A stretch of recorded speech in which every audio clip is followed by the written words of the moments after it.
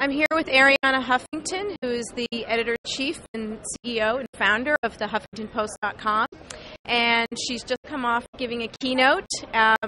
What do you think was the most provocative or salient point today? Well, I found it really interesting when we talked about how content is king, but also context matters. Like, we have over 800 bloggers at the Huffington Post, and we are providing them with context. The Huffington Post has a certain attitude, a certain perspective on the news. So when people come to the Huffington Post, they're both getting the content of the individual bloggers, but also the context of the Huffington Post in which they're appearing. Well, you're about to launch some new verticals, which you talked about, and a feature called Huff It. Can you talk a little bit about that? The Huff It has already been launched. It's very much like Dig It.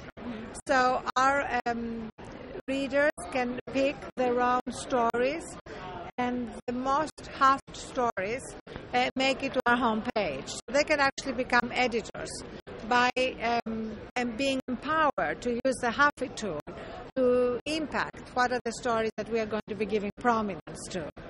And you're also launching some new verticals, you mentioned. We're launching a technology vertical, a business vertical, a media vertical, living vertical.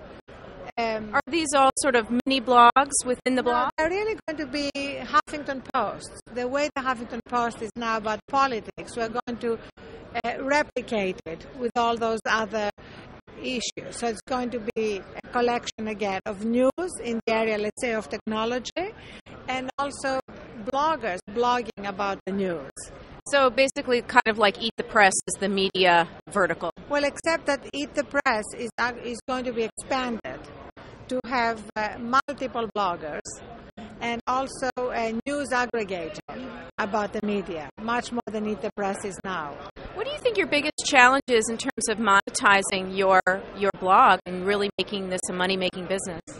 Well, right now, the biggest challenge is getting the advertising that we need at this expanded stage, because we're obviously spending more money, we're hiring more people, we are moving into investigative reporting, and so all that is to be paid for, and so this is really the next stage, upping our levels of advertising on the site. So you really need video content, video advertising? Absolutely. Video content is going to be a big part of what we're doing. Advertisers love video, as you know, and we're going to be providing a lot of it. Do you have any new sponsorships coming on board that you know of? Well, we get a lot of advertising from Hollywood, a lot of movie companies. We get a lot of cars. I mean, Toyota is a big advertiser for us. And consumer products. And of course, the advantage of having a vertical like living is that it's going to be dealing with a lot of areas that advertisers want to be part of. It's really hard, though, to get advertisers to sponsor news. It's really tough. Well, we're not really looking for sponsorship in that sense. Advertising, when it appears on our page, is not sponsoring any particular part of the page. What about your take on this whole Google lawsuit and Viacom? What's your take on it? Well, I really believe that the model that Fox is adopting, by buying MySpace and moving into that realm, is, I think, the model of the future, rather than the model that Viacom is adopting, which is let's sue the hell out of you.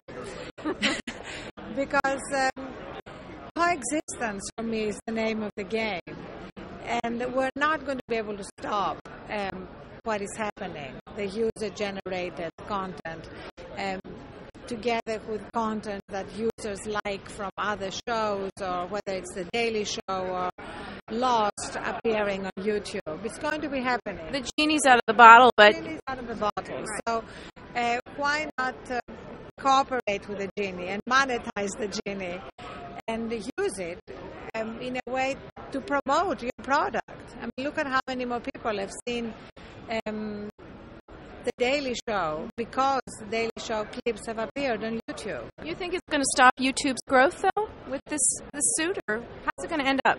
I don't really think so. I think YouTube is a phenomenon because of it responds to a real need in people to basically find something they like and say, here, look at that, which is like a very human need and desire. What are your words of advice on fearlessness for Hillary?